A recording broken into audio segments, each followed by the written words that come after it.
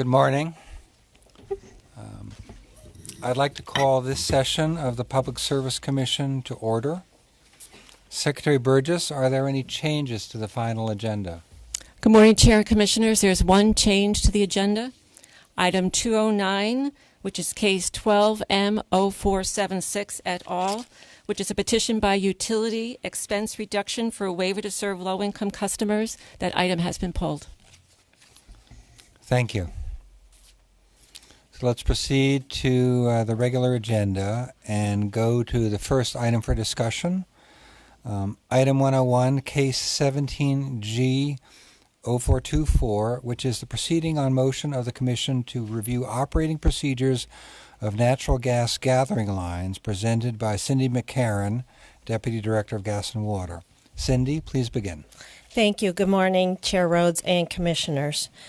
In item 101, staff is recommending that the Commission institute a proceeding to convene a collaborative that will include gathering line operators and local distribution companies. The purpose of the collaborative will be to determine what information should be gathered so that staff can report to the Commission in 6 months' time about the natural gas gathering system in New York.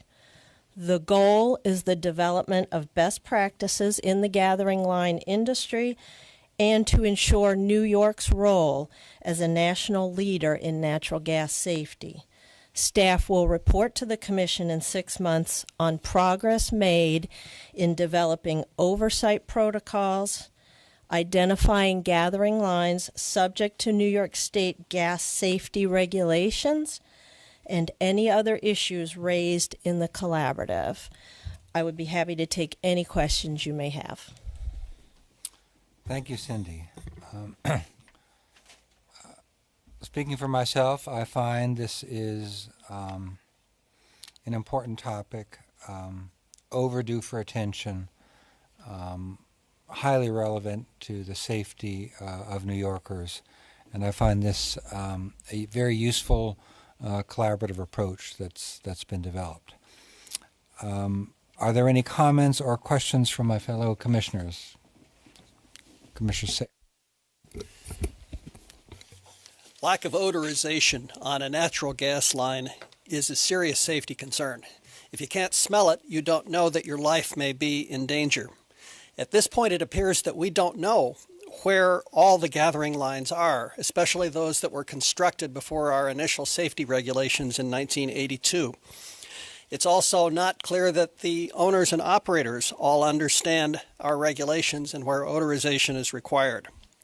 It's not uncommon for a well owner to walk away from an unproductive or uneconomic well, and the same can hold true for gathering lines. This order will give us the data that we need to enforce our regulations. Once we get the data, I expect that we may have a lot of work to do. I'm confident that staff is up to the job. Thank you. Commissioner Berman? Thank you. The integrity and reliability of the gas system is paramount. And in New York, we're focused on ensuring we have a safe, reliable, and clean natural gas system. Today's action by this commission represents another step in a continuum undertaken to ensure the transportation and delivery of natural gas with the utmost care and safety. In the recent past, we've either required or encouraged the odorization of gas and gathering lines, increased research, development, and deployment of methane emission detection strategies, posting of the locations of leaky pipes, gas worker training compliance review, expanded utility system inspections at the customer interface where meters are located inside buildings, and accelerated replacement rates for leak-prone pipe.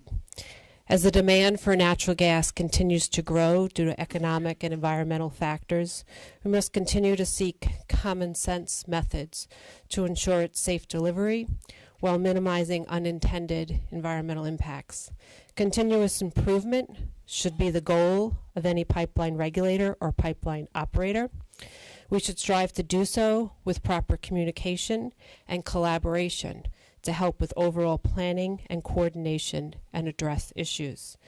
We have an opportunity to engage at the federal level. I sit as the vice chair on the Gas Pipeline Advisory Committee for PHMSA, and it's vital that we do so looking at this effort and how it may be done in a way that is helpful at the federal level, not overstepping our jurisdiction. Here we're limited to our jurisdictional gas gathering lines, but working together to, again, focus on how we can best improve continuously for the safety, integrity, and reliability of the gas system. Such opportunities are truly desired and appreciated. I look forward to working together on this issue, not only in this collaborative, but at the federal level. Thank you so much. Thank you. Commissioner Alisi? Yes, thank you very much. I was talking about this very issue with a commissioner from Montana, where a while back they had a devastating explosion because they had no idea there were lines underground that had been abandoned. The only question I would have as you go along that maybe you could provide answers to, in general, when there's an agreement between a private landowner and a utility, they generally grant rights of way, and I would suspect that as we go through our own history here in New York, that not every one of these lines would have a right of way, but in the process of setting up this collaborative effort, would that be a good assumption that we'd be looking at rights of way to try to find where these lines are and are not?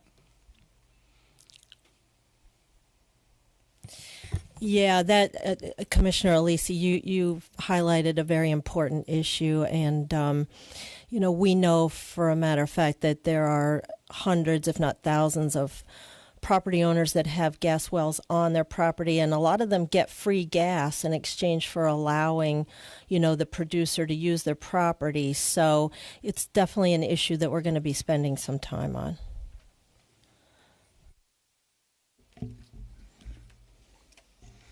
Thank you. So we'll now proceed to calling for a vote on item 101. My vote is in favor of the recommendation to institute the proceeding and commence a collaborative as described. Commissioner Sayre, how do you vote? Aye. Commissioner Berman? Aye. Commissioner Alisi? Aye. The item is approved and the recommendation is adopted. Let's move to the second item for discussion, item 201, case 15M0180, which is in the matter of regulation and oversight of distributed energy resource providers, presented by Ted Kelly, Assistant Counsel, John Garvey, Utility Supervisor, and Lou Ann Scherer, Director, Office of Consumer Services, are available for questions. Ted, please begin. Thank you. Good morning, Chair Rhodes and Commissioners. Item 201 is a draft order establishing an oversight framework and uniform business practices for distributed energy resource suppliers. Through the Reforming the Energy Vision initiative, the Commission has set the stage for increased deployment and integration of these DERs for the benefit of the energy system, the environment, and customers. DERs take a broad range of forms, from rooftop solar panels to smart thermostats to energy-efficient and demand-responsive industrial equipment to biodigesters making energy from farm waste to community-scale distributed generation projects. The Commission recognized in the RevTrack 1 order that, as DERs become an increasingly common and significant part of electric and gas service to customers, it has both the authority and the responsibility to ensure that customers participating in DER markets and programs understand the costs and benefits of their investments and are protected from confusion, fraud, and abusive marketing.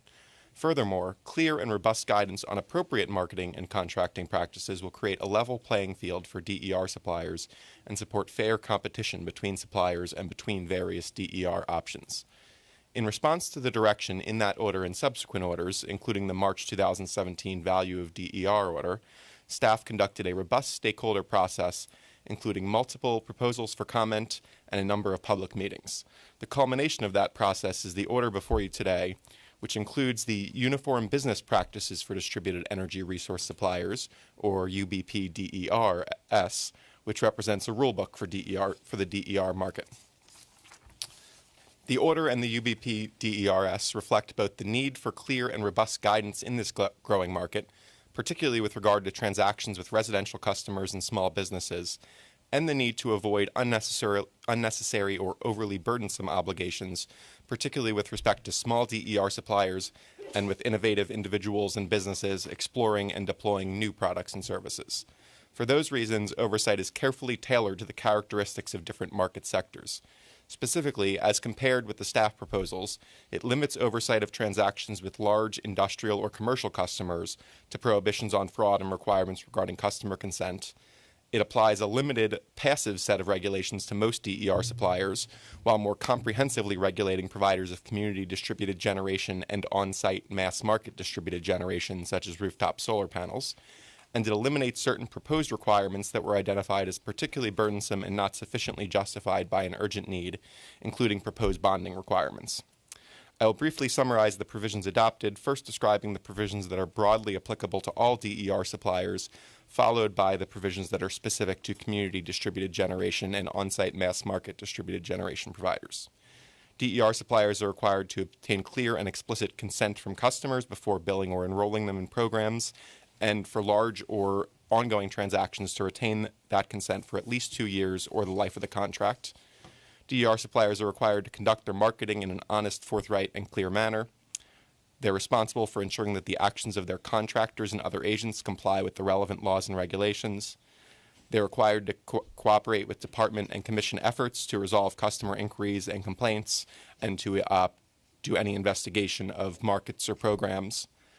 The order also creates a process for DER suppliers to access customer information with the consent of the customer through the electronic data interchange process currently used to exchange information between utilities and ESCOs. For violations of these rules, the order puts into place the same enforcement process that currently applies to ESCOs. Based on the severity of a violation and other factors, it may result in informal staff contact, formal staff conduct, or a commission issue order to show cause, with an opportunity to respond by the provider, and with potential consequences ranging from a warning to a requirement to cure the violation and notify customers, to a requirement that customers be refunded or offered corrective pricing, or at the most extreme end to a complete ban from commission-authorized programs and markets. The additional requirements that apply only to CDG and on-site mass market DG providers include a requirement that a brief registration form and sample contracts and bills be submitted to the department, more specific marketing requirements, including a requirement that, for savings forecasts, a standard baseline based on actual historical utility prices be used, the inclusion of key minimum terms in contracts, including a 3-day no-penalty rescission period, information on customers' rights, and compliance with further standards based on the New York Sun requirements for on-site systems, and a requirement that a standard disclosure form be provided to all mass market customers. These providers are also required to have a local or toll-free telephone number and have specified providers for quickly handling and resolving customer complaints. And they must file annual reports on the number of customers served and services provided, as well as already required by last month's value of DER implementation order, send annual reports to each individual customer on that customer's savings and costs. The order also includes several additional appendices. Appendix B provides a summary table of the order's requirements for quick reference. Appendix C lists provisions of the Home Energy Fair Practices Act, or HEFPA, that apply to DER suppliers.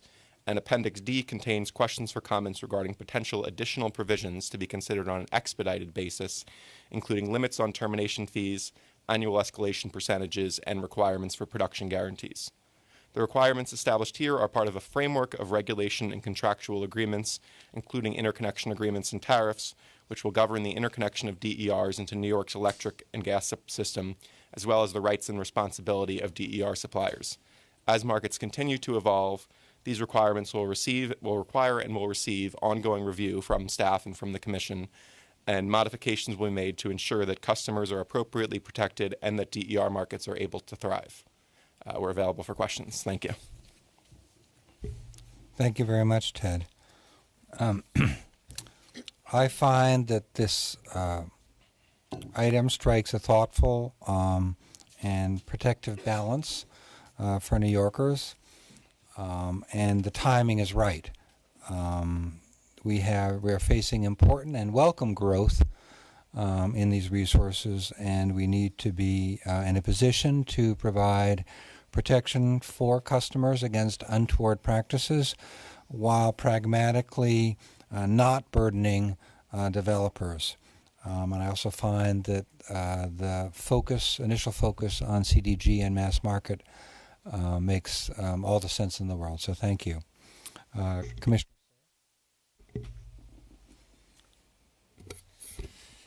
This item was a tremendous amount of work, and I commend staff for your efforts.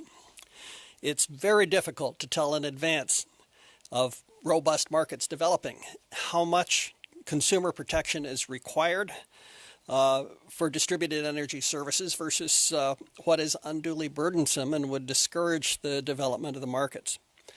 Our experience with energy choice leads me to conclude that the public interest will be better served by starting with a lot of protections rather than too little. So when in doubt, I'm in favor of beginning on the high side.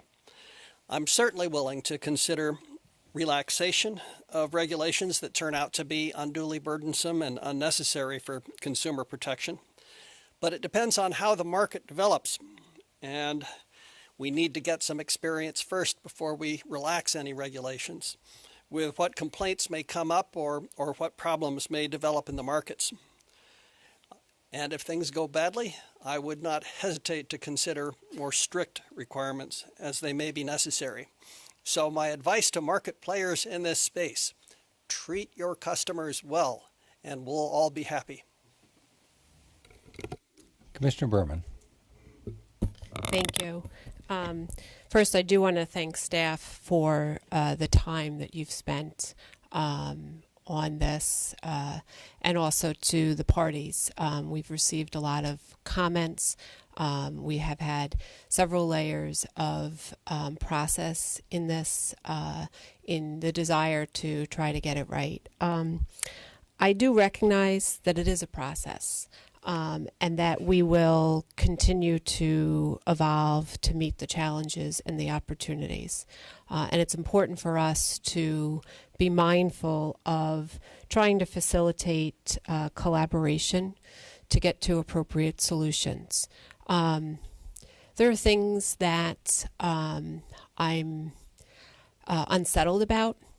I am mindful in this order that we are not touching upon a great deal of the comments to address this across the board, whether it's to say don't have anyone under any DER providers under a UBP, or to have all of them under it in some fashion. I do believe that the order is going to be challenging to get through, and there's going to be a lot of questions in terms of what does that actually mean in real life, and how does it work not only for the DER provider, but for the utility and for the staff, the consumer services staff in particular, and most importantly, for the customers. So I am hesitantly supportive, and I will caution that we need to be very mindful that while it sounds in many ways like we got it on paper, I don't know that the reality is going to be as easy in the implementation. Doesn't mean that it won't be done. It just means that, like the history we have had in the implementation of our first UBP, which I believe took several technical conferences over a long period, not just 2 months, not 3 months, not 6 months, but 2 years to maybe even longer than that. And it was not a delay. It was working through definite challenges and implementation and making sure that we were doing things that would have a positive impact, and that that everyone was prepared to handle that. Same thing with the submetering regulations. When we made changes to that required a lot of careful deliberation, and analysis and rethinking, and frustration among people. So I need to emphasize the need for us to be flexible and open to working with all of the parties with the ultimate goal of getting to what we need for the benefit of the customers, and for the benefit of what the goals of REV are with the inclusion of DER. There are going to be jurisdictional challenges. I'm mindful that we're going to need to get through those.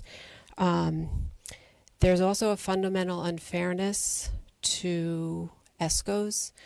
Here, we are very reflective and we are very thoughtful in understanding that there may be some bad players in the DER provider market, and we don't paint with a broad brush all DER providers. And yet, on the other side, we seem to be quicker to paint with a broad brush. I have no tolerance for bad players at all, and we need to address that in an enforcement perspective head on. However, I just want to be very careful that we are not having an unfairness or an unlevel playing field and seeming, to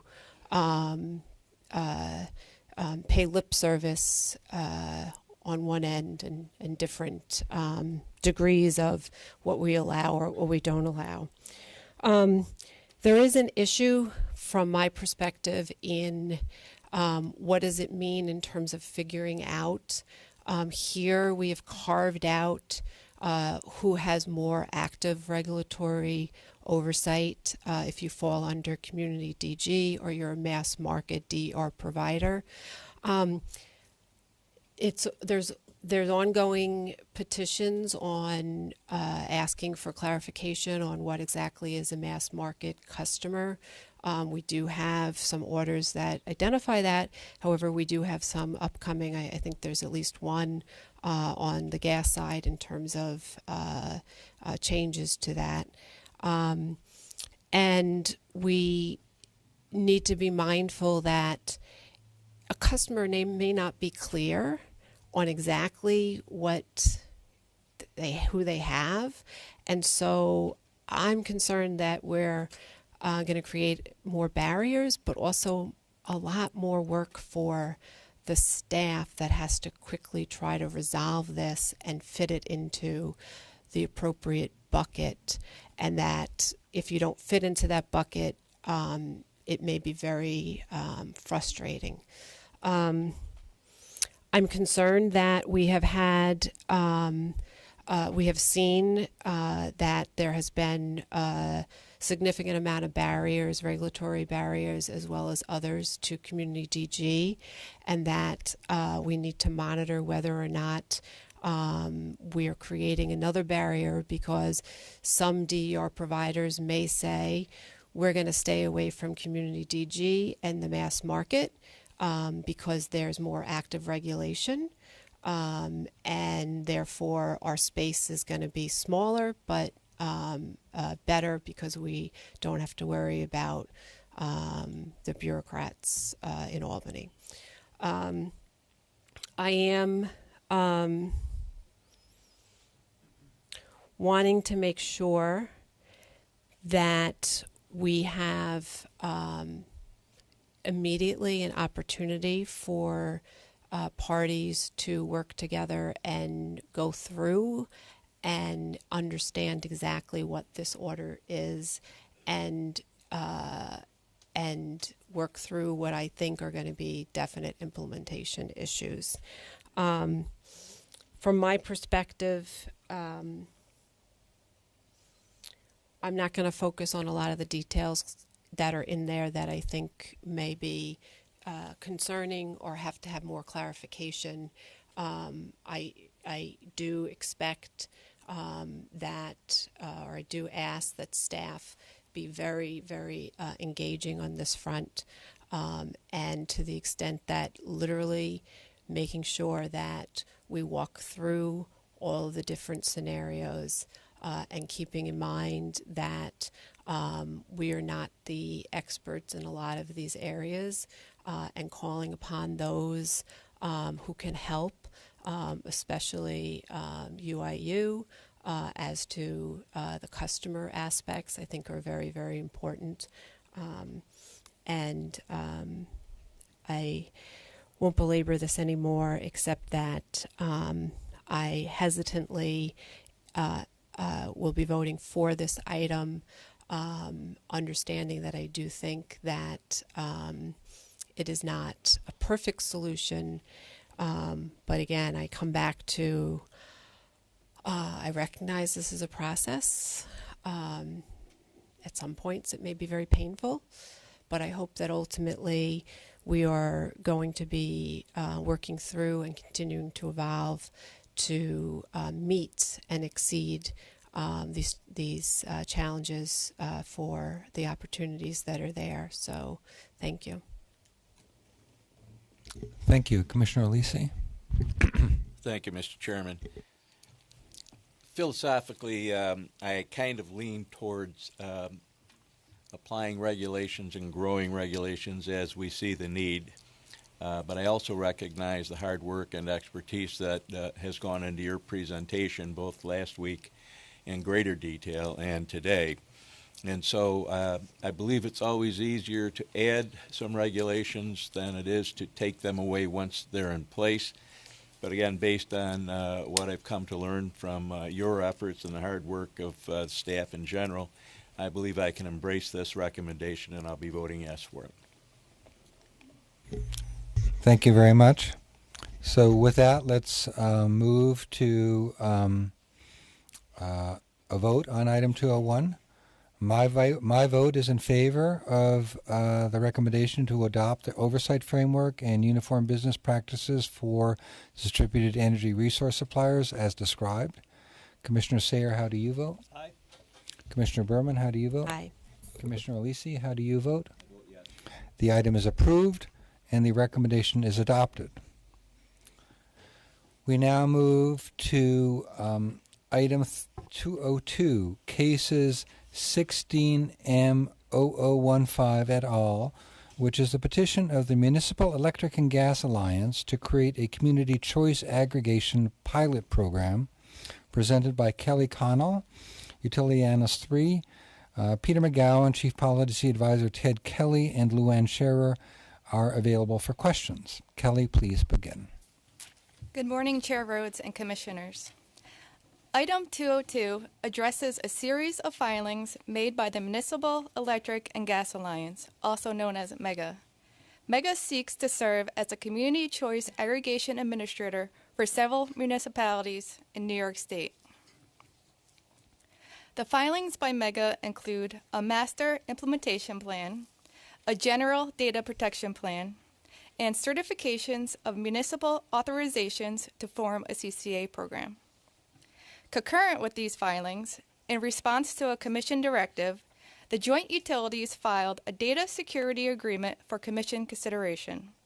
Staff is recommending Commission approval of these filings with some modifications. By way of background, on April 21st, 2016, the Commission established the framework for the development of CCA programs, which aims to increase consumer choice and participation while also supporting local energy planning and deployment of distributed energy resources, or DERs. In a CCA program, one or more municipalities aggregate the load of its residents and small businesses on an opt-out basis and procures energy and potentially DER services on their behalf. The CCA framework order authorized interested municipalities on their own or through their selected CCA administrator to make a series of filings for Commission consideration to initiate a CCA program.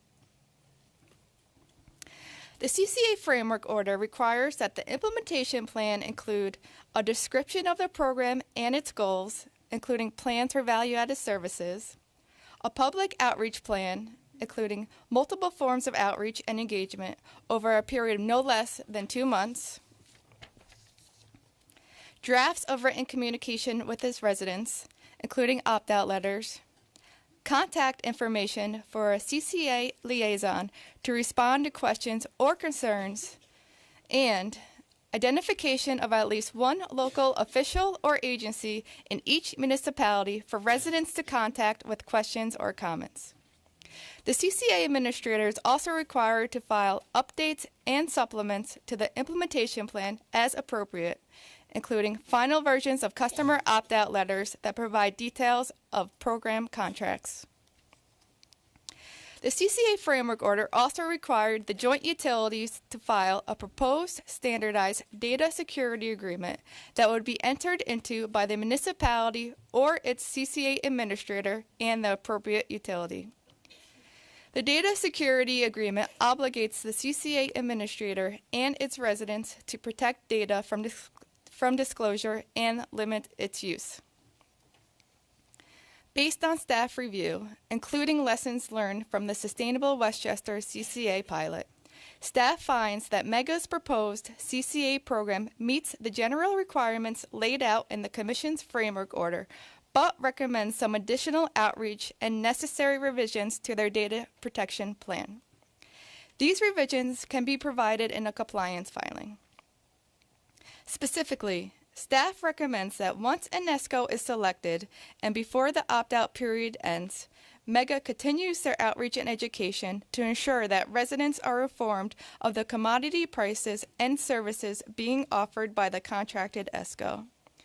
Staff also recommends that MEGA revise its data protection plan to effectively protect the data obtained from the utility, to allow for the sharing of anonymized aggregated usage data with qualifying ESCOs, and to conform with the joint utilities' final data security agreement.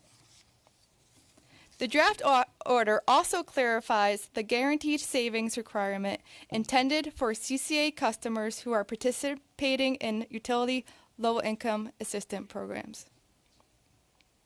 Staff is also proposing several modifications to the Joint Utilities Data Security Agreement. While customer account numbers were originally envisioned as useful information in the framework order to clearly identify customers and conduct the opt-out phase, staff now recommends that account numbers are not shared with the CCA administrator. In the unlikely event of a security breach, account numbers could be misused for slamming. By allowing utilities to withhold account numbers and use an alternate method to identify customers, the risk of slamming due to a breach will be eliminated. By removing a customer's account number, the utility information transferred to a CCA administrator will not be highly sensitive. Therefore, the following modifications are recommended. The joint utilities should remove the requirement for a CCA administrator to procure cyber insurance.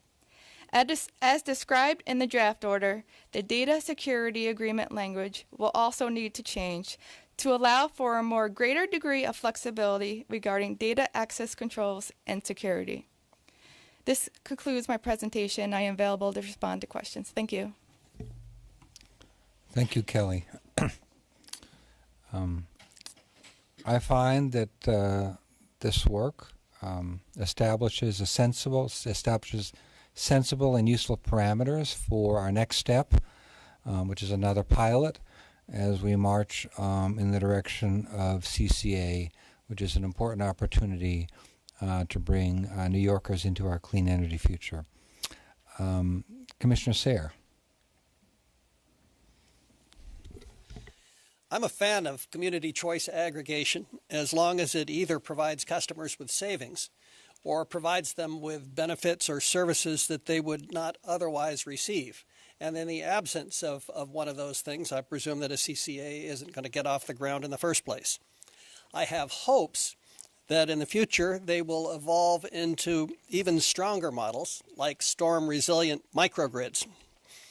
I think we can count on the municipalities to make good contracts with energy providers, which is why I'm okay with their residents being included unless they opt out.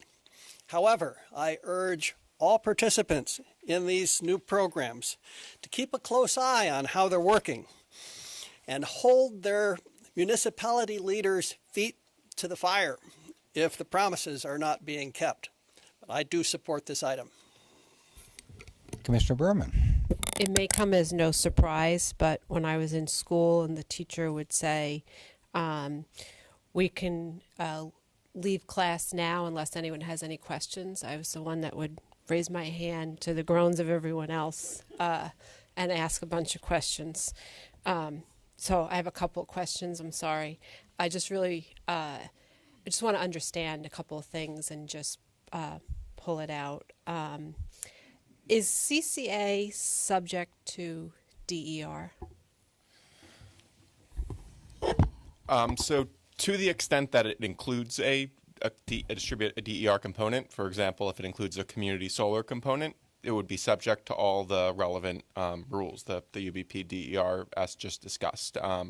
If it doesn't, if it's really just focused on procurement of a particular ESCO, in that case, it would still be subject to the ESCO UBP, but not specifically to the DER specific rules. Okay. And can you explain to me, in this item, there is a focus now on, it's stated as a clarification. I'm not sure if it's a clarification or a change. I would argue it's a change. But for purposes of this, we'll say clarification. Clarification that the CCAs are now held to the Guaranteed Savings Plan for low-income customers. Can you explain that and exactly what that means? Sure. So the original CCA implementation order had said that low-income customer, that service of low-income customers would be subject to any requirements subsequently adopted by the Commission. This was that was put out before the Guaranteed Savings was adopted as a requirement for low-income customers. So that's kind of why we see it as a clarification to just explain that while the low-income order did exempt CCAs from the prohibition on service, it did not exempt them from the general requirement that guaranteed savings be provided. So what that means in this context is that the CCA, when they're soliciting an ESCO, if they wish to include low-income customers, which specifically in this case means participants in utility low-income assistance programs, if they wish to include those customers, they must get from the ESCO a guaranteed savings product and include those, give those customers the guaranteed savings product, which would generally mean that in any calendar year or over the contract term, if the contract expires before the end of a calendar year, the customer must save money compared to what they would have paid if they had been on just standard utility service. And if the customer hasn't saved money, there then has to be essentially a true-up payment to ensure that the customer paid no more than they would have as a utility customer. Okay. So it does sound to me like, because I had raised concerns about the exceptions to this, as well as other exceptions under the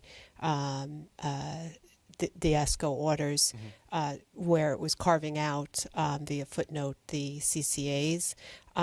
So I am now concerned about the change and what that means for the existing CCAs that are out there in Sustainable Westchester, the two that I know of, and which, how many municipalities does that affect, and what does that mean? Are we going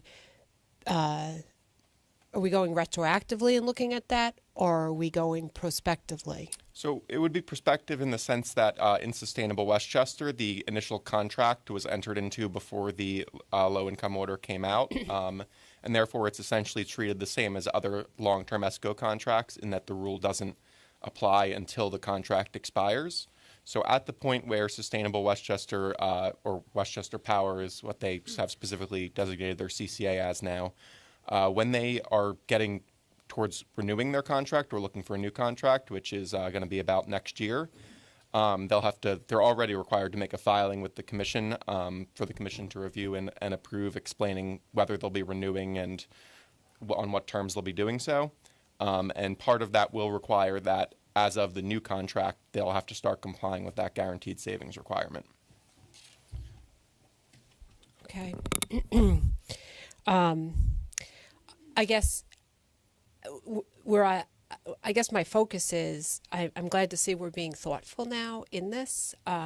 These are issues that I had raised originally and had raised concerns in why we were taking this sort of statewide without looking at these issues and further reflecting. But I'm also now seeing that we seem to be doing it differently.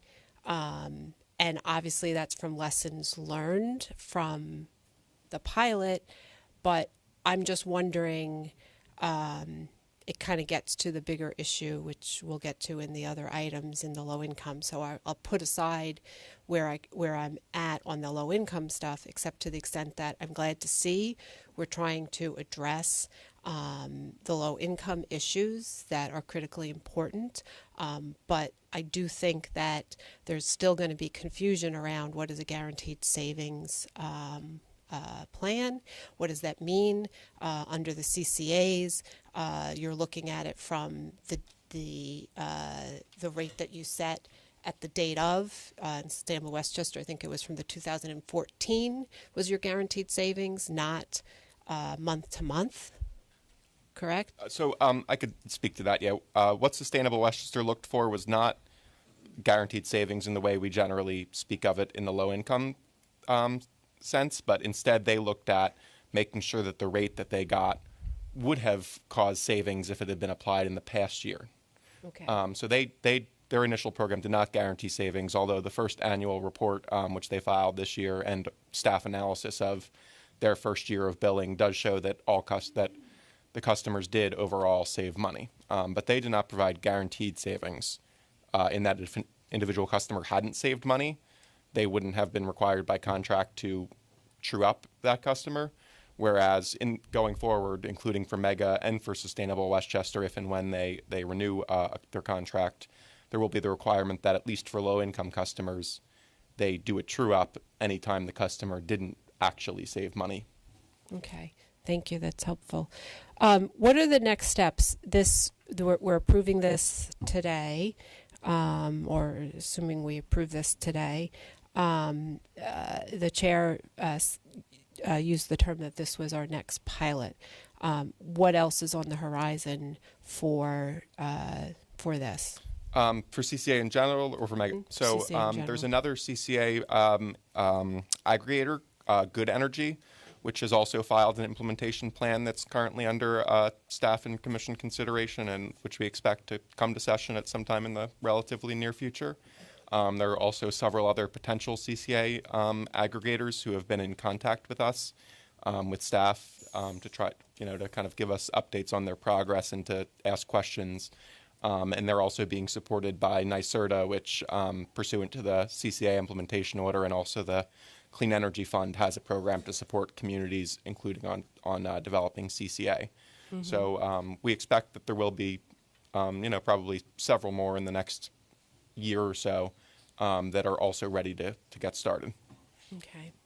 So one of my, as I believe you know, I voted no on all of the CCA items to date, primarily because I believed that we were not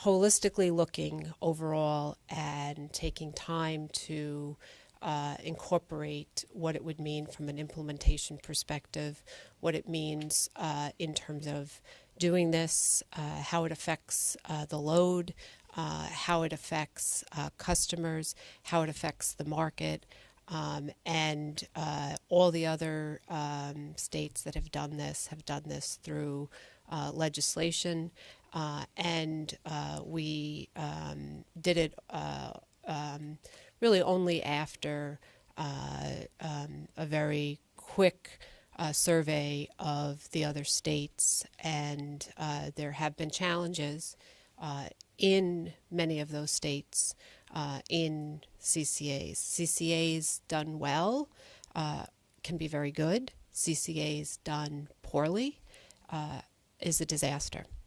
And so from my perspective, one of the things that I was concerned with was that we had embraced a pilot after the bill seeking to do a pilot in that very area had been vetoed. And then we, after doing the pilot and not having it up and running, then the commission voted to adopt it statewide without the information on it. So I am glad to see that in Mega there's been some thought into some lessons learned from the Sustainable Westchester model. Does seem like there's been some successes, obviously some issues as well, working through that, and there will continue to be. I do want to see that we are engaging overall, not just in silos, these issues, so that all folks who are interested in participating and can benefit from that discussion, and we can benefit from their information as to help us in adopting or approving those that will be successful. I am cognizant of the fact that in Mega has a long, very good history in New York, so that gives me great confidence in Mega. If it was someone else, some other entity, I may have a different feeling, but I'm very comfortable with them. However, I'm not picking winners or losers. I'm just looking at it from the perspective of, do they have the expertise to do this? I do bristle at any notion that we are going to call to task municipalities, because they are not necessarily the experts in a lot of these issues. So we need to be very mindful that it is incumbent upon us to work through a lot of these challenges and implementations that will definitely trip them up, especially as it goes to DER. We're going to need to work through that. And what that means, we're going to need to not just rely on the aggregators to say whether they're under UBP DER or, UBP regular, and that maybe it needs to be incorporated up front and clearly defined. And some of that will come after we clearly figure it out and define it a little better ourselves from working through the challenges with the parties. So I thank you. I think my mantra for today is, I recognize this is a process. At times it's very painful, but I think it is a necessary process. And at the end of the day, we need to be looking to evolve, to work to meet our challenges and our opportunities in a way that's successful for all New Yorkers. So, thank you. Thank you, Commissioner Berman. Commissioner Lisi? We will now proceed to vote on item 16M015. I vote in favor. Aye. Mr. Berman? Aye.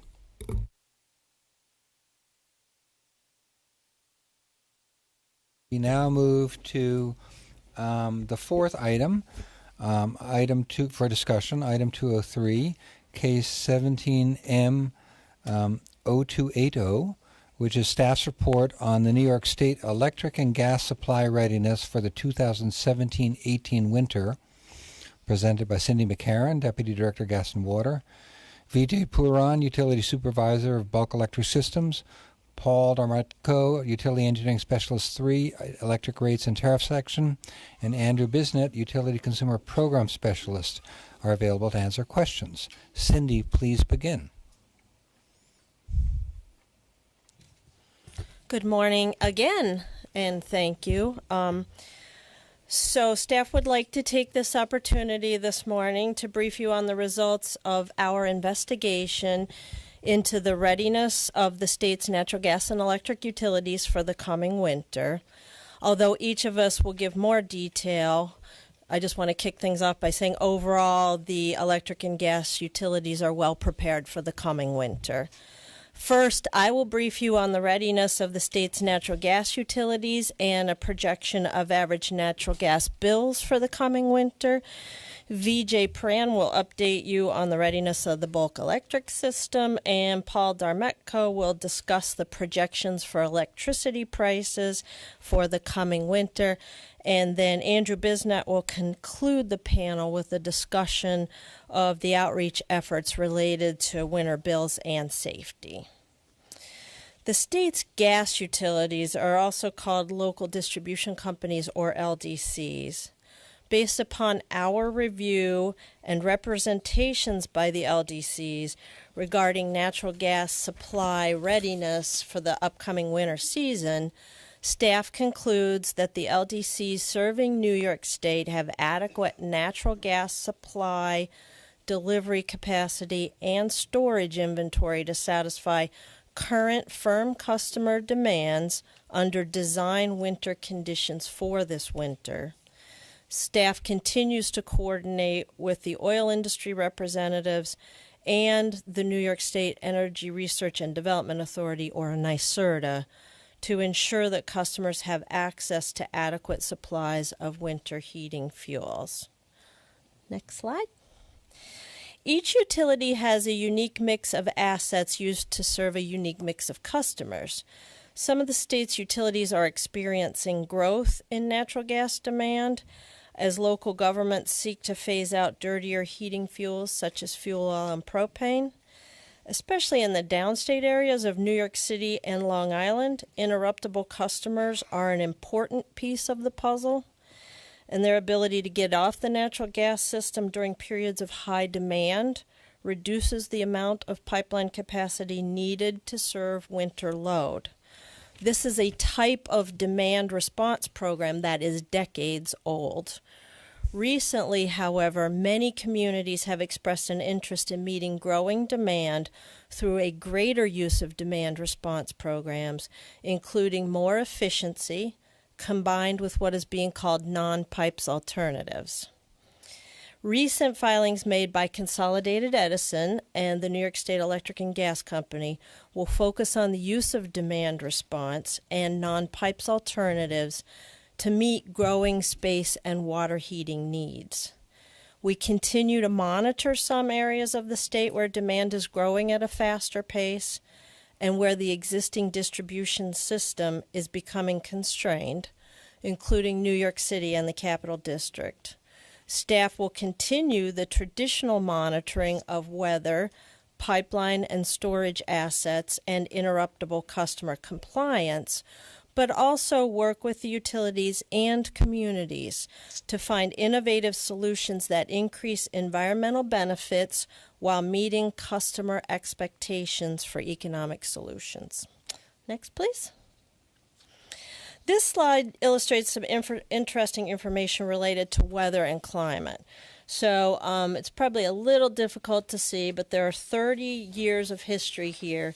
Each yellow bar shows the number of heating degree days for each of the last 30 winters. We calculate the number of heating degree days by determining the average of the high and low temperatures for each day of the winter, subtracting that from 65 with the assumption that at 65 degrees you're neither heating nor cooling your home. The taller the yellow bar on this slide, the colder the winter was. As can be seen, last winter was one of the warmer winters in recent history, although it was slightly colder than the previous winter, 2015-16. The polar vortex winter was the winter of 2013-14. The blue diamond on each yellow bar indicates how many heating degree days were measured on the peak day or the coldest day of that particular winter. And what this slide illustrates that even though you have a generally mild winter, it's still possible to have, one or even a few very cold days, and that is what our LDCs plan for. Next slide. The LDCs purchase gas to supply their customers' winter needs in 3 ways, and that is represented by the pie chart to the right. The first way is by filling their natural gas storage facilities during the summer when heating demand is low. The second way is by hedging, which acts like an insurance policy to guarantee the purchase price of the gas will not go too high. The third way is by purchasing at the prevailing market price, which fluctuates with market forces, such as demand and weather, and is called flowing gas. Each of these components has increased in price compared to last year. Last year at this time, the cost of natural gas in storage was the lowest seen in about 20 years. And that was due in large part to the very mild winter of 2015-16, which, we just discussed. That also caused the price, that very mild winter also caused the price of flowing gas to drop through that winter because there was very low demand.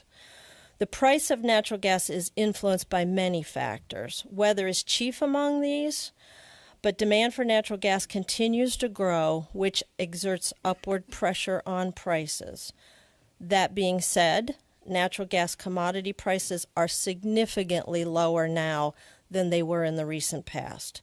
As recently as the winter of 2009-2010, natural gas commodity prices averaged over $6 per decatherm delivered into New York City, and you can see for this coming winter it's below $3.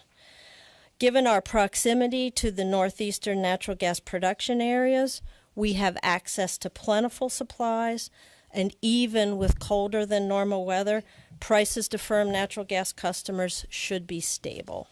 Next slide. We expect the average residential customer's winter heating bill to be less than $800 for this winter, assuming normal weather, but this does vary by utility. This is an increase from last winter, but that is mostly due to last winter's mild temperatures, which kept bills lower. Next slide. In conclusion, our review indicates that the LDCs serving New York have secured adequate supplies of natural gas to meet expected customer requirements this winter. Staff will continue to monitor supply prices and interruptible customer compliance throughout the winter and report any situations that require commission attention. Staff will also work with the utilities and interested communities to find innovative solutions to the challenges represented by increased demand for natural gas. This concludes my portion of the presentation. I would be happy to take any questions you have now, or we can wait till the end of the panel. If you don't have any questions, VJ would be next. Please continue, VJ. Thank you, Cindy. Good morning, Chair Rhodes and Commissioners. My name is Vijay Puran, and I'm a utility supervisor in the department's bulk electric system section. As Cindy mentioned, I'm here today to brief you on staff's review of the bulk electric system's preparedness for the upcoming 2017-2018 winter. At the outset, I would like to say that based upon our review, we conclude that the bulk electric system is prepared to reliably meet the state's upcoming winter electric demands. Next slide, please. This chart shows the summer and winter historic coincident peaks since year 2000. It also shows that New York State is a summer peaking state and therefore has to have sufficient available capability to meet loads well above those typically experienced during the winter.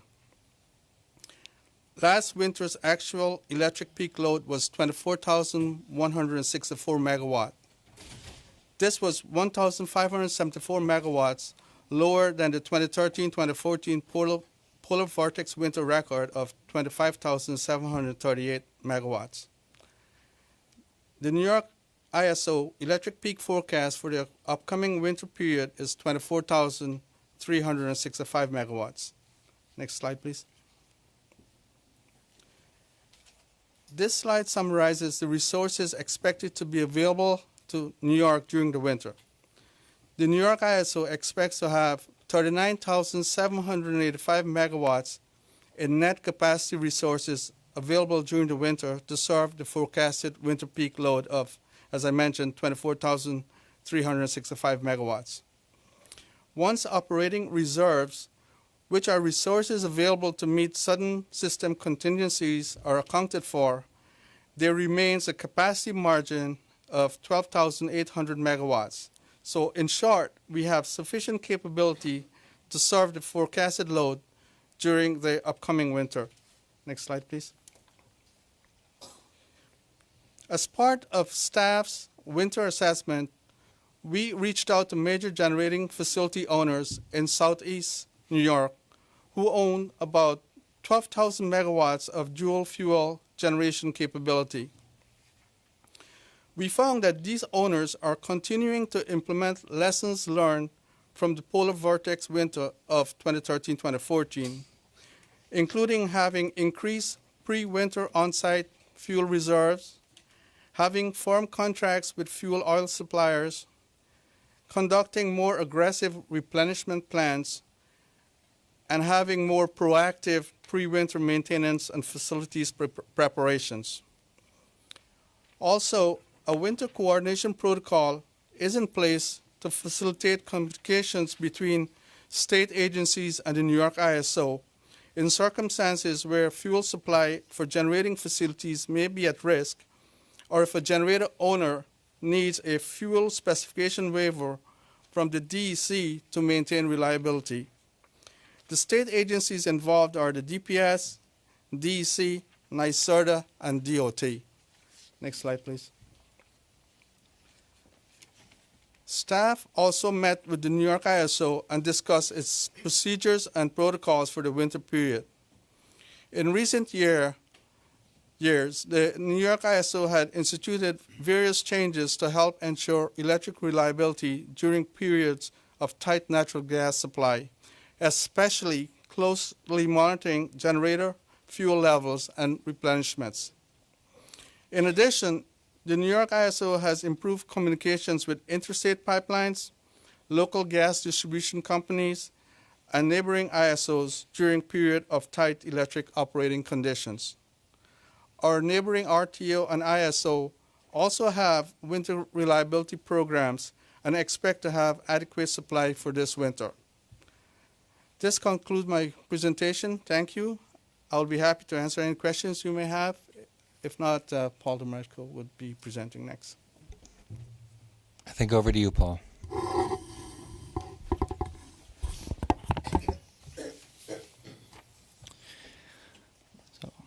Good morning, Chairman Rhodes. Good morning, Commissioners. I'll be providing you with a summary of how the electric utilities have performed at reducing the electric supply price volatility for their full-service residential customers, compare this winter's forecast electric market prices to last winter's forecasts and actual prices, and finally I'll provide you with an estimate of how we expect full-service residential customers' supply rates to compare to the last few years. Next slide. This graph shows the results of the utility's electric supply price volatility mitigation efforts since December of 2008. It compares the average New York ISO day-ahead market price volatility, the red line, with the volatility of the utility's electric supply portfolios, the blue line. Each point represents the volatility over a 12-month period as measured by the coefficient of variation. That large spike that you see there is the 2014 polar vortex, and this resulted in increased market prices and increased price volatility. And even though customers benefited from the hedges that utilities had in place, the bill impacts that customers experienced were very high, and as a result of lessons learned, the utilities modified certain aspects of their hedging programs. These changes included increasing the fixed price hedge level of their residential supply customers during the winter months from about 55% to 70% on a statewide average basis, as well as certain utilities maintaining multiple portfolios to better hedge their customers located in different regions in their service territories. As you can see, the utilities have continued to perform well at reducing their portfolio price volatility compared to market. This chart shows how the New York ISO day-ahead around-the-clock market prices have varied over the last few years. The solid lines represent the actual average monthly market prices for 3 New York ISO zones, West, Hudson, and New York City. The dashed lines that are the same color show what the NYMEX futures were just prior to the winter season. In the winter months, market prices can be significantly affected by gas market prices as well as the weather. In the last 2 winters, there was significantly warmer than normal weather, whereas the 2 winters prior to the last 2 were significantly colder than normal. Last winter's warmer than normal weather allowed gas prices and therefore electric market prices to remain significantly lower than what we experienced the year of the polar vortex and the year immediately following. But this variability is precisely why the utilities hedge for their full-service mass market customers, to protect them against wide market springs and spot market prices.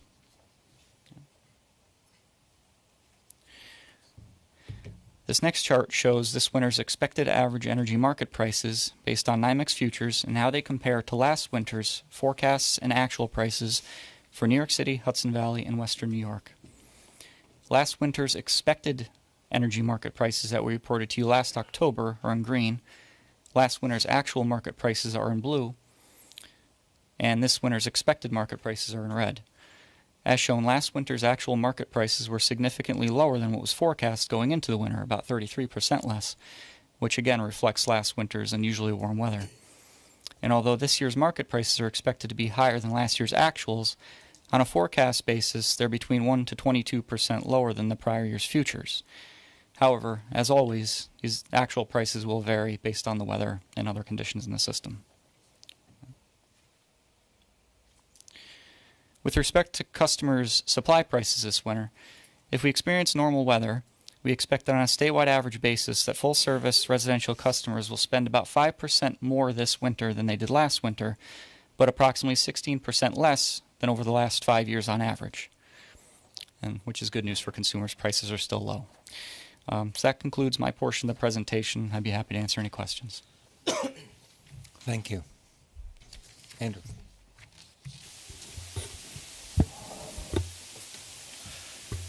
Good morning, Chairman Rhodes and Commissioners.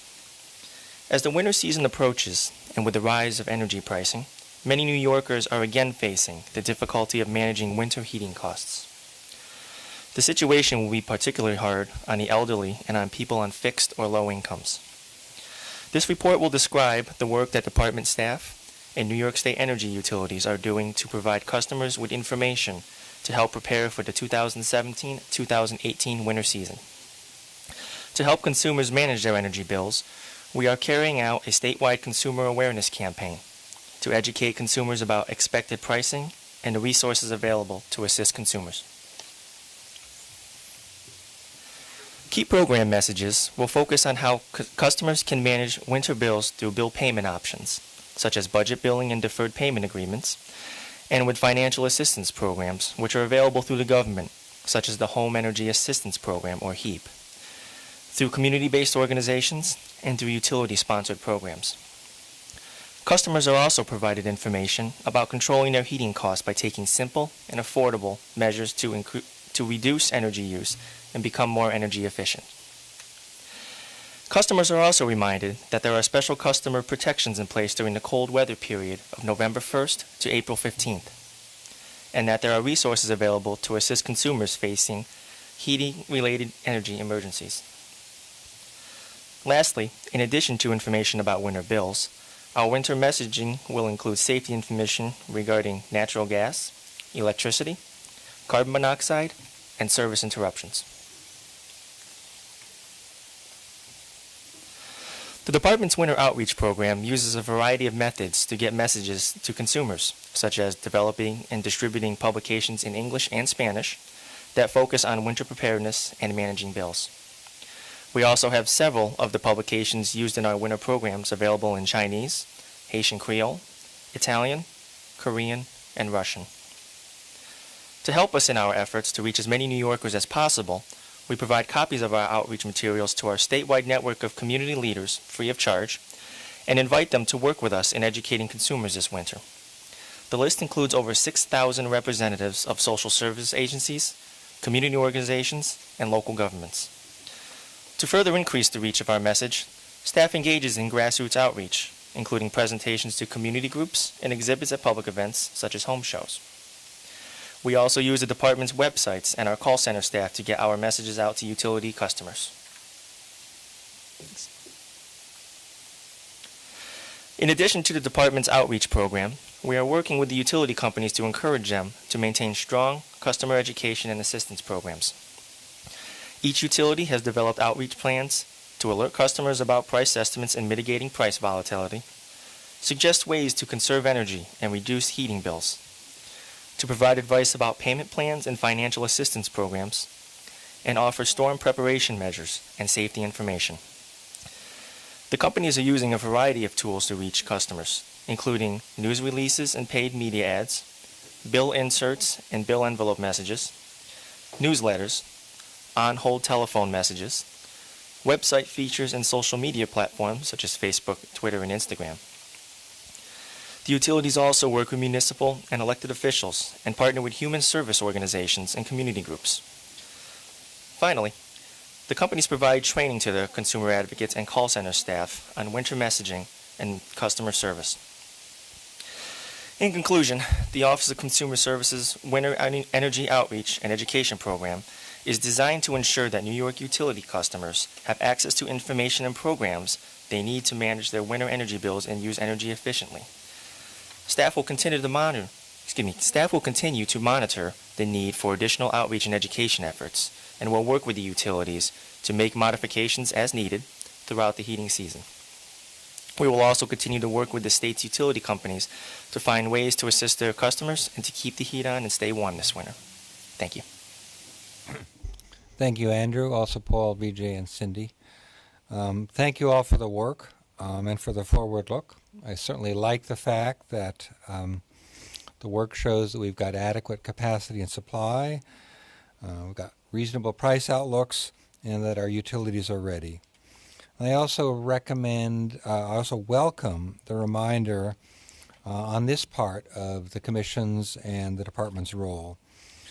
We oversee and we pay attention to new kinds of energy models, and we also pay attention and oversee consumer protection issues, safety, reliability, and now supply, and also making sure that the outreach that's needed to get through winter in good shape is happening here, and with our consumer outreach partners. So thank you very much.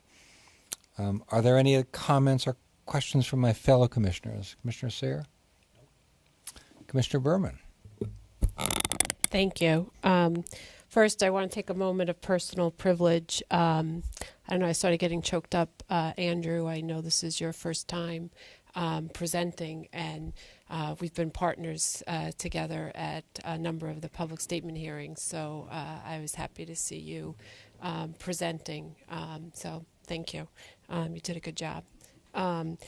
Couple of things I just want to, and please, I think primarily Cindy and Vijay, please correct me if I'm wrong. I just want to make sure that I am sort of capturing what I'm hearing. I'm hearing that we are projecting adequate resources to meet demand for the winter 2017-2018. We are well prepared to handle the winter operational challenges, due in part to lessons that we learned from the 2014 polar vortex, and that some of that deals with sort of the gas-electric coordination issues. You know, we have enhanced operational tools. We have a gas-electric market alignment, fuel situational assurance measures. The ISO has wonderful winterization guidelines and protocols that they've enhanced, that we collaboratively with the state agencies work on. And then on the generation side, there are a number of different enhancements that have been made, including on-site fuel reserves, as well as further planning and collaboration, and that really the key seems to be the planning and the collaboration. Industries made improvements in their winter preparation activities, and this has helped to improve New York's overall preparedness for the winter 2017-2018. However, we do expect it to be much colder, or at least forecasting to be much colder this winter than it was last winter. I'm not sure that, Mike, you want to? No, go ahead. I'm just getting ready. Well, if you want to respond to that now, you. Well, I wouldn't say much colder. I would say colder. We expect it to be more normal. It's not like we're projecting a polar vortex for this winter. I don't think we have a good handle on that. Prior to that, I would say yes to all of the things you said, both on the gas and electric side, that we were prepared, and we've done all the things that you walked through. Okay. How much colder is it been forecast? 1%, 13%. I think I saw a figure from the Natural Gas Supply Association of 13% colder than last year. I was going to say 10%. Okay. But on that All right. order, yes. Okay. So colder. I won't say much colder. And then there's also expected to be an increased demand with both the colder expected winter as well as increased demand that is going to put some price pressure on the bills. Really, we always have to look at sort of the market pressure points. And so for winter 2017-2018, some of those market pressure points are traditionally weather, economy, demand, storage, production, obviously wild card factors, and expectations for the winter. Really, some of the critical issues that we need to address are looking at the natural gas capabilities versus the electric system capabilities, and what about that? How does that affect things? As well as what about the natural gas system congestion, and how does that impact the electric system prices? Those are things that we need to be really laser focused on. All of those different critical issues really do put upward pressure on our system. And while we are projecting adequate resources to meet demand for the current winter, we do need to recognize that we need to look at some of those pressures and what that may mean, not only this winter but down the road. So I am cognizant of that. Really, for me, a lot of this also comes back to Andrew's presentation in just how critically important it is on the consumer services end, the outreach and the education. We have had a good working relationship with the utilities, not only under the regulations and the different moratoriums that are in place for the cold weather period, but also the voluntary enhancements that utilities historically always step up very well to do. That comes through the active efforts of the consumer services folks who are not waiting until after an issue, but really there beforehand, coordinating through the various means, and I'm sure that's going to continue, and I look forward to working through that. And again, as much as we can get out the information, especially as we know it on HEAP and emergency HEAP availability, and getting it out to the relevant organizations that can help us with that is critically important. So, thank you. Commissioner Lisi? Thank you. This is a great presentation all the way across the board, and I appreciate the hard work and effort that has gone into it. I just had one quick question on the effectiveness of the outreach, and it's obviously something you want to continue to do. But I'm wondering also, is there an established method for actually measuring the results of the outreach efforts? And I know you have on the other end such fluctuations with the cost of energy and the use of energy, but is there a way to establish a control group or measure the effectiveness of all these various methods of outreach? I think we don't have an established mechanism, but what I will say is we, as Andrew mentioned, we have a CBO municipal database of about 6,000 contacts, and generally hundreds of those contacts request the outreach materials year after year. So I would say from the municipal and the CBO perspective, the information is useful to them. Okay, thank you. I also just want to recognize that we do, when we look at annually the utilities performance, look at the customer satisfaction and factor in a lot of these different issues as well. So if there is a complaint, we look at that as well. So there are different pressure points that help us to know if things are going well and how to increase the outreach, not only at our end, but also at the utility end if it's necessary. And that's part of what we do when we're approving the budgets, too. Thank you very much. This is not a voting item. It is for information only. That doesn't sound quite right. It's very informative, but it is not a voting item. Let's move on to the fifth item for discussion. Items 204 through 211, cases 12M0476 et al., as they relate to 7 petitions for waiver to serve low-income customers, presented by Christine Bosey, Utility Consumer Program Specialist, Luann Scherer, Director, Office of Consumer Services, and Tom Dwyer, Assistant Counsel. Luann and Tom are available for questions. Christine, when you're ready, please begin.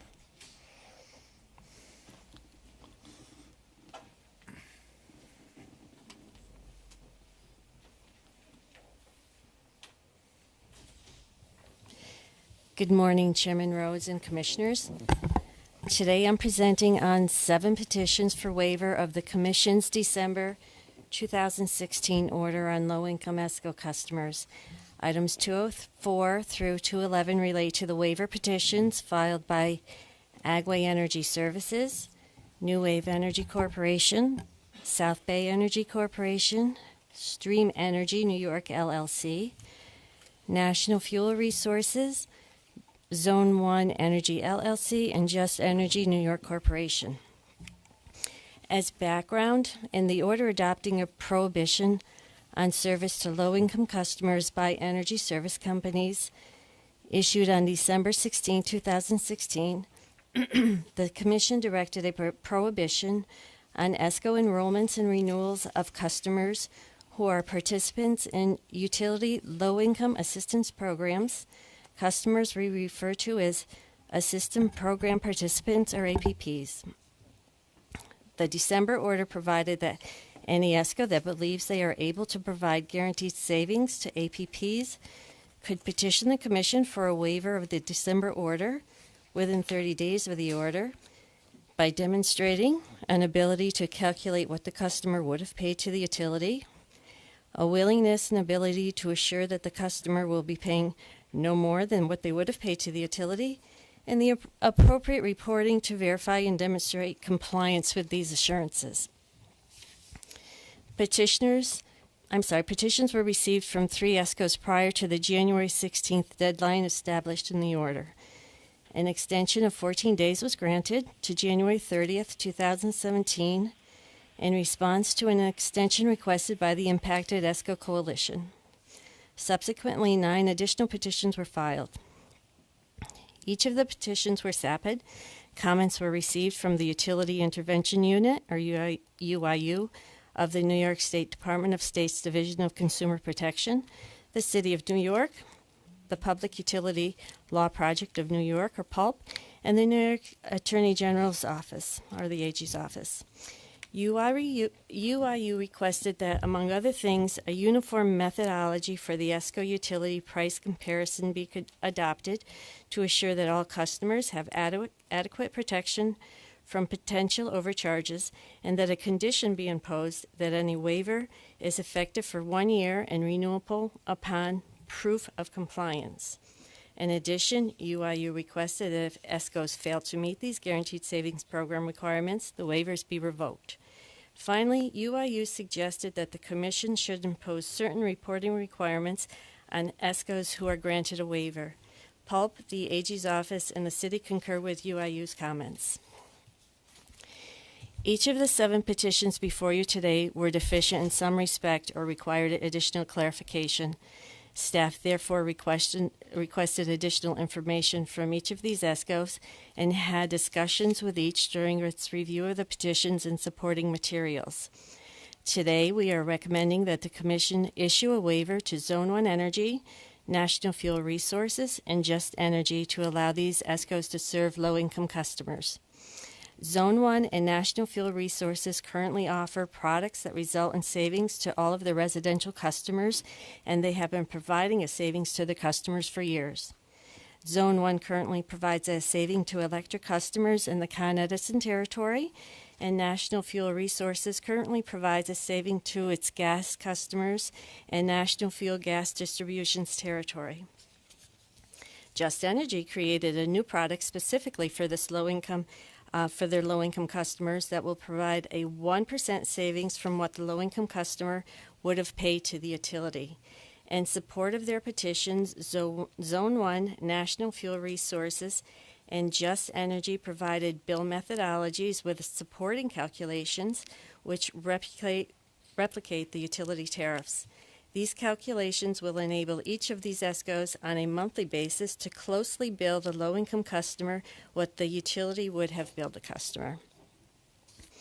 In response to staff's multiple requests for additional information, these 3 ESCOs provided clarifications and very detailed information along with calculations used to determine what the customer's monthly bill for bundled utility service would be to determine what the customer should be billed for their ESCO service to achieve those guaranteed savings.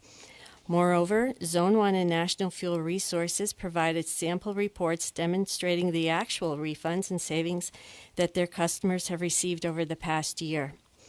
Just Energy indicated in its supplemental response that if guaranteed a waiver and with proper notice, it would enroll all of its existing low-income customers into its new Guaranteed Savings Program to provide their APP customers immediate savings. Just Energy also clarified that if a low-income customer cancels before the 12-month term expires, that APP customer will pay no more for service than they would have paid as a full-service customer of their utility for that same period.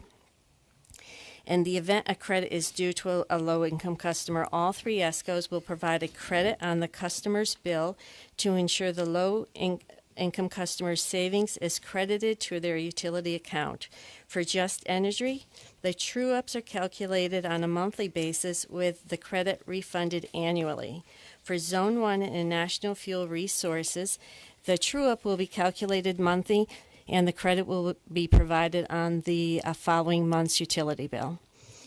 The draft orders before you today require that Just Energy, National Fuel Resources, and Zone 1 report semi-annually on the status of their guaranteed savings product as it pertains to their low-income customers. The report should also include the number of customers served, the monthly calculated bill amounts, the alternative amounts that the utility would have charged, and the amount of any refunds or credit issued to the customer to meet the savings guaranteed. Finally, while the draft orders grant Just Energy, National Fuel Resources, and Zone 1 a petition for waiver, we believe it's appropriate for the Commission to place a time limit on the waivers. We recommend that the waivers expire 24 months from the date of this order. During that time period, staff will review Just Energy, National Fuel Resources, and Zone 1's compliance with the December 2016 order. These 3 ESCOs will also, at that time, have the opportunity to petition for an extension of their waiver. After careful review of the information filed for the remaining 4 ESCO waivers, staff recommends denying the petitions by Agway Energy Services, New Wave Energy Corporation, South Bay Energy Corporation, and Stream Energy New York LLC. We determined that these ESCOs have not complied with the Commission order, which required them to demonstrate that they can provide a guaranteed savings compared to what the customer would have paid to the utility, and to provide appropriate reporting to verify their compliance with these assurances. Agway's energy petition described the benefits of its Energy Guard service that ensures continued safe operation of its customers' heating and cooling systems. Agway's petition, however, failed to provide any details on Agway's ability to provide a guaranteed savings over what the low-income customer would have paid as a full-service utility customer. Further, Agway did not respond to any of staff's additional requests for information. New Wave Energy's petition described offering 3 guaranteed savings plans, such as free nights and weekends, flat peak hours, and a 6-month plan that guarantees a savings of 1%. In response to additional information requested by staff, New Wave filed an amended petition that offered a variable rate month-to-month guaranteed savings plan instead of the 3 products proposed in its original petition. Although New Wave's amended petition provided a description of the tools it would use to calculate the utility pricing, it failed to provide the details, specifically the supporting calculations, to allow staff to verify its monthly price and how New Wave calculated the true-up to guarantee the savings. In addition, New Wave's sales agreement contained inconsistencies, such as a fixed-rate offer with early termination fees, which directly conflicts with New Wave's amended petition stating that it would only offer a variable rate month-to-month guaranteed savings plan. New Wave also provided a proposed compliance reporting format that did not include New Wave's charges or what the utility would have charged the customer for the full service for that amount of time. New Wave provided no supporting calculations to validate its proposed guaranteed savings product. South Bay's waiver request described their guaranteed savings plan as a monthly savings with a variable price that would be 1% less than the approximated utility price. South Bay's petition also explained generally how it would track and report its guaranteed savings plan. South Bay's petition failed to provide details of the actual rate calculations and methodologies that would be used to determine its monthly rate. Staff requested from South Bay its proposed low-income customer contracts, spreadsheet analysis with detailed supporting calculations for determining its monthly price, detailed calculations verifying the customer did not pay more to South Bay than it would have paid to the utility for the same period, and a sample of its proposed tracking and reporting of such savings to verify compliance. South Bay did not respond to either of staff's requests for additional information. Stream Energy's waiver request describes their current guaranteed savings plan as one that attempts to match the utility pricing to calculate its monthly variable rate, along with providing a cashback rewards program that would typically result in the low-income customer paying no more than what the customer would have paid as a full-service utility customer. The low-income customer, however, is required to stay with Stream for 12 consecutive months to qualify for the cashback reward. Stream's petition indicated that an annual true-up would be performed, and if warranted, a refund would be provided to the customer. Stream will refund the difference between the rate paid to Stream and the rate that the low-income customer would have paid to the utility for full utility service. For the cashback reward, the amount of the refund would be subtracted from the customer's cashback reward to determine the final savings. If the refund equals or exceeds the reward, no reward would be given. If a refund is warranted at Stream's sole discretion, the refund would be provided to the low-income customer by a check, debit card, preloaded credit, or any other mechanism Stream may provide. Stream provided a spreadsheet that indicated a cashback credit amount its customers received, however, failed to include what the utility charges would have been for the same period. It also failed to provide the calculations to verify Stream's monthly charges and how the utility rates were calculated. Moreover, Stream did not provide the calculations necessary for staff to validate that the cashback reward makes up the difference between what the low-income customer paid to Stream and what it would have paid to the utility as a full-service customer. Stream's proposed reporting mechanisms fail to provide all the information necessary to validate the low-income customer actually paid less to Stream than what they would have paid for full utility service. That concludes my summary. If you have any questions, we'd be happy to answer them. Thank you, Christine. You're welcome. My own view is that it's important to reaffirm the standard that we're applying, that we require a demonstrated methodology for guaranteeing savings. I appreciate the staff very much, the work that the staff has done in assessing these 7 petitions, and agree with the recommendations by the staff as to which meet that standard and which do not meet that standard. So thank you very much. Any comments, Commissioner Sayre? I agree with the chair, and I also commend the staff for a very thorough analysis. We've made it clear that energy service companies can serve low-income customers in this state if they guarantee savings to our satisfaction. We've said both yes and no to requests previously, and these items continue our careful analysis of every such request on a case-by-case basis. I think we've had enough yeses at this point to make it clear that there is more than one path to yes, and to suggest to ESCOs who either want to come in initially or want to come again to serve this market, they're welcome to do so, but they need to follow the rules and meet the requirements and answer staff's data requests. Commissioner Berman. Thank you.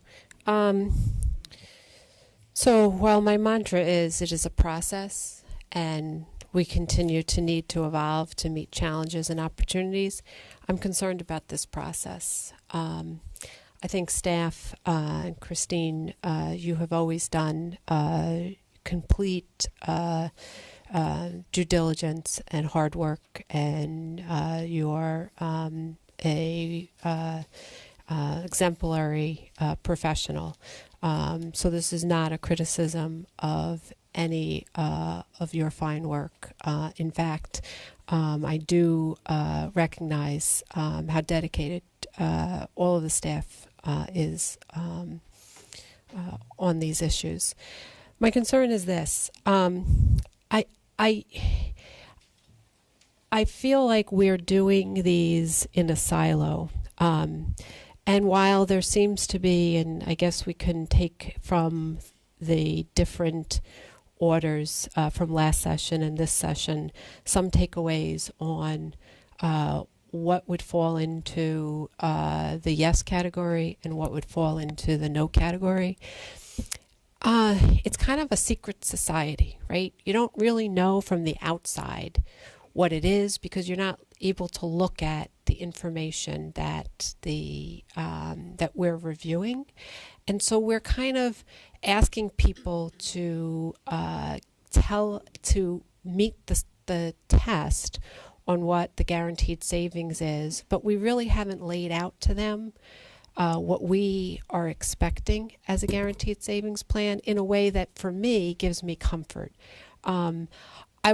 I feel like at the end of the day, it's better if we look at this from a more holistic perspective where we have one clear guidepost, guidance order that says, this is what it is, here it is, and we will work with you. We seem to be able to do that in other areas, and in the past we've been able to do that. in the CCAs, we are not telling them that they have to come and get approval via petition to meet their guaranteed savings plan to be able to serve low-income customers. They're allowed to. They continue to do so, and they can adopt it going forward. But there's no. So it seems to me sort of a fundamental unfairness that we've only allowed now a certain sector. Now, some would say, well, we told them that they could petition and ask for the ability to do this, and we would grant them the waiver. I'm troubled that Agway hasn't responded.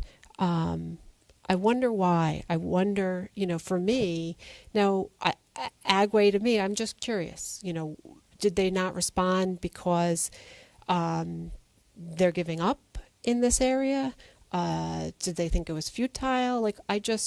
That's really just from my perspective, wanting to know what it is, because we as regulators should be evolving to produce the best opportunities and choices for all customers. And so we should be helping to look at what the barriers may be.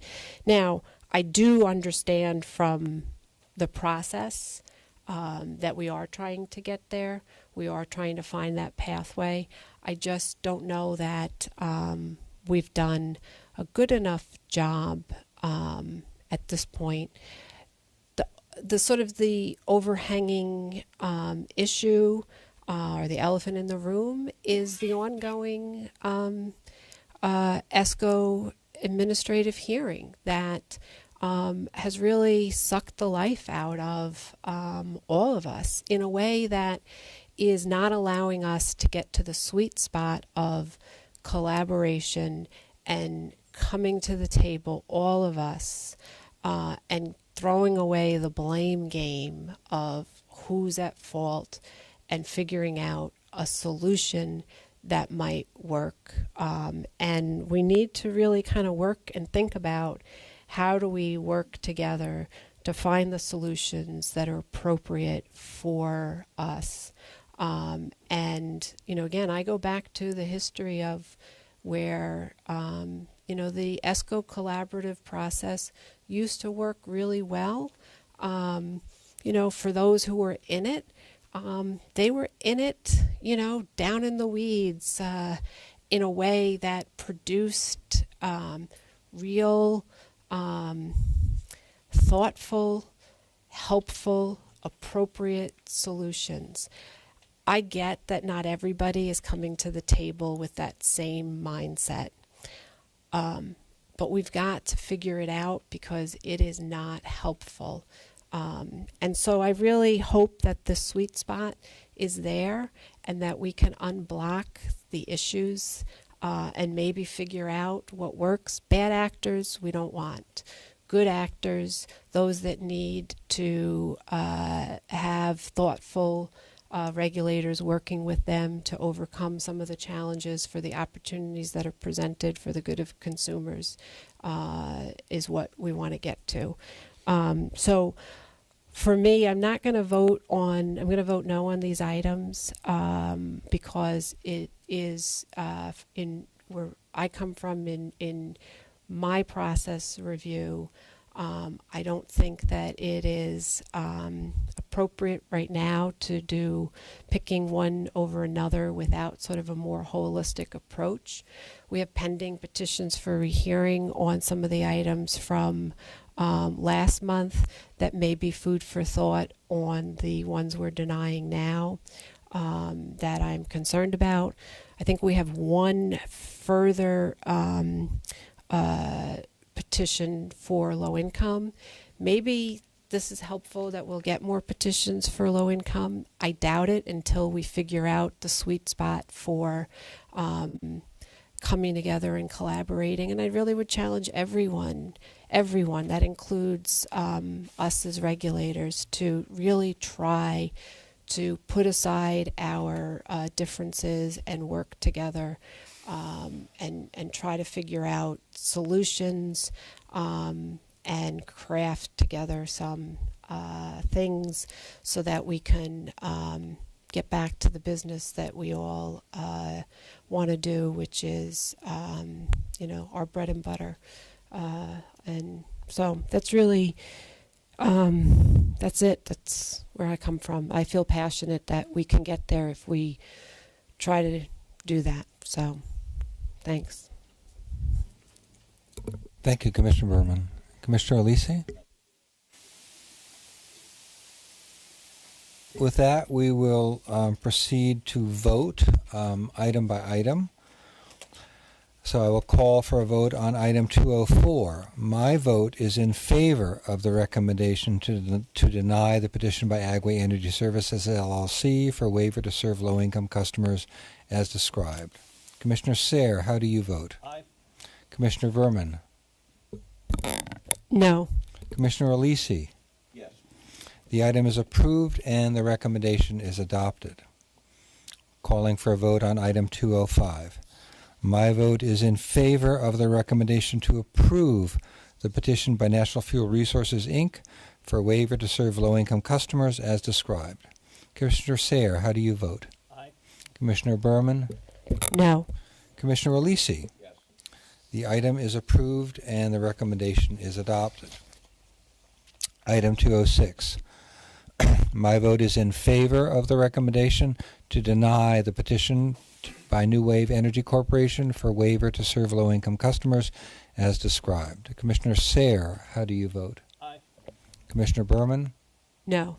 Commissioner Alisi? Yes. The item is approved and the recommendation is adopted. Item 207.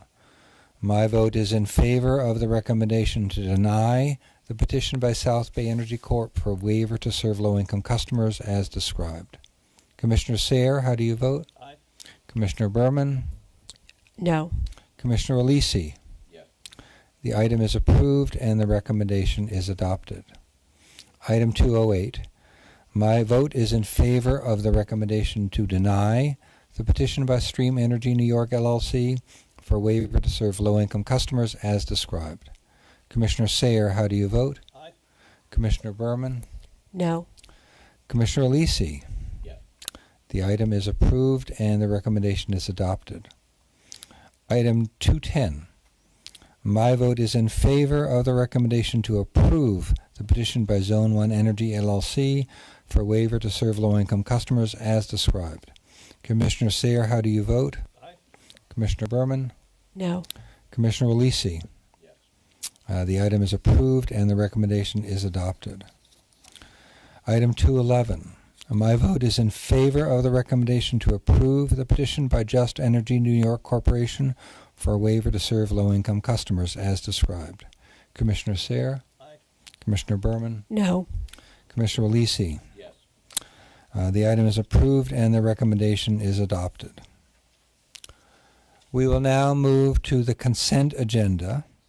Do any of my fellow commissioners wish to recuse from voting on, or do they wish to comment on any items on the consent agenda? No. Okay. Seeing none, let's move to a call for a vote. My vote is in favor of the recommendations on the consent agenda. Commissioner Sayre? Aye. Commissioner Berman? Aye. Commissioner Alisi? Yes.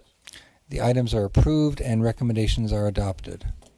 Secretary Burgess, is there anything further to come before us today? There are no further matters to come before you today. The next commission session is November 16th. And I'll just note the start time is at 2 p.m. Thank you very much. We are adjourned.